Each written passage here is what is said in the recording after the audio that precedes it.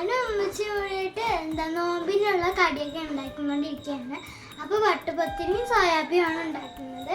അപ്പോൾ ഞാൻ അതിന് വേണ്ടിയിട്ടുള്ള വെളുത്തുള്ളി, അതുപോലെ തന്നെ ഓണിയൻ, അതുപോലെ തന്നെ നമ്മുടെ ഇഞ്ചിയൊക്കെ റെഡിയാക്കിക്കൊണ്ടിരിക്കുകയാണ്. അപ്പോൾ ഫ്രണ്ട്സ്, വട്ടുപത്തിരിക്കുള്ള വെള്ളമൊക്കെ നന്നായി ചൂടായി വന്നിട്ടുണ്ട്.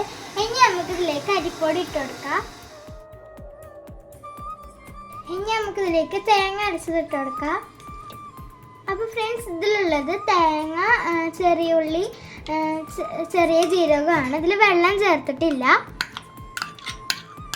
ഇനി എല്ലാം കൂടി നന്നായി അങ്ങോട്ട് മിക്സ് ചെയ്ത് കൊടുക്കാം. അപ്പോൾ ഫ്രണ്ട്സ്, നമ്മുടെ വട്ടുപത്തിരിക്കുള്ള മാവൊന്ന് ചൂടാറട്ടെ. അപ്പോൾ ആ സമയം കൊണ്ട് നമുക്ക് സോയാബീൻ കറി ഉണ്ടാക്കാം. അപ്പോൾ അതിന് വേണ്ടി ഞാൻ ആദ്യം തന്നെ ഓയിലാണ് ഒഴിച്ചു കൊടുക്കുന്നത്. ഇനി നമുക്കിതിലേക്ക് കറിവേപ്പില ഇട്ട് കൊടുക്കാം. ബാക്കിയുള്ളതായിട്ട് എല്ലാവർക്കും അറിയുന്നതുകൊണ്ട് തന്നെ ഞാൻ കാണിക്കുന്നത് മാത്രമേ ഉള്ളൂ, പറയുന്നൊന്നുമില്ല.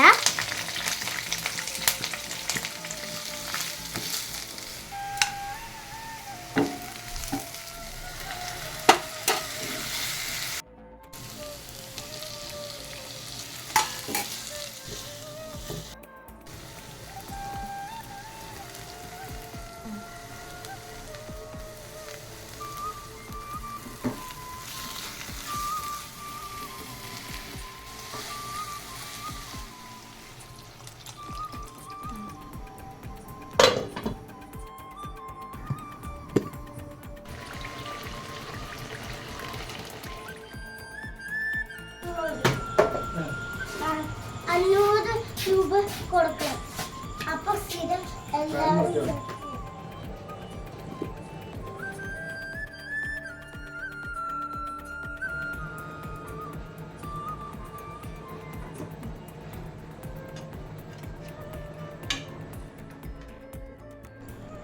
അപ്പോൾ ഫ്രണ്ട്സ്, നമ്മുടെ നോമ്പ് തുറക്ക് നമ്മുടെ അടിപൊളി പള്ളിയിൽ നിന്ന് കിട്ടിയ നമ്മളുടെ കഞ്ഞി ഉണ്ട് കേട്ടോ. നല്ല അടിപൊളി ടേസ്റ്റാണ് ഇതിന്.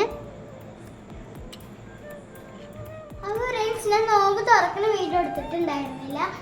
അപ്പോൾ ഞാൻ നോമ്പ് തുറക്കുന്നതിന് മുന്നേ നല്ല ടയേർഡായിരുന്നു, അതുകൊണ്ട് വീഡിയോ എടുത്തില്ല. അപ്പോൾ ഞാൻ തണ്ണിമത്തൻ ജ്യൂസ്, അതുപോലെ തന്നെ തണ്ണിമത്തനും അതുപോലെ സർബത്തൊക്കെ കുടിച്ചിട്ടുണ്ടായിരുന്നു, ലിച്ചിയൊക്കെ ഇട്ടിട്ടുള്ള സർബത്ത്. അപ്പോൾ അത് കഴിഞ്ഞ് ഞാൻ നിസ്കാരമൊക്കെ കഴിഞ്ഞിട്ടാണ് ഞാൻ ഇത് കഴിക്കുന്നത്. അങ്ങനെ ഞങ്ങൾ പലഹാരമൊക്കെ കഴിച്ചു കഴിഞ്ഞു. അപ്പോൾ കഴിച്ചു കഴിഞ്ഞപ്പോൾ നോമ്പ് തുറക്കുമ്പോൾ കുറച്ച് തണ്ണിമത്തൻ കുടിച്ചിട്ടുണ്ടായിരുന്നു. അപ്പോൾ അതിൻ്റെ ബാക്കി കുറച്ചുണ്ടായിരുന്നു. അപ്പോൾ അതാണ് കുടിക്കുന്നത്. അപ്പോൾ ഇത്രയേ ഉള്ളൂ. ഞാൻ അടുത്തൊരു വീഡിയോ എടുക്കാം.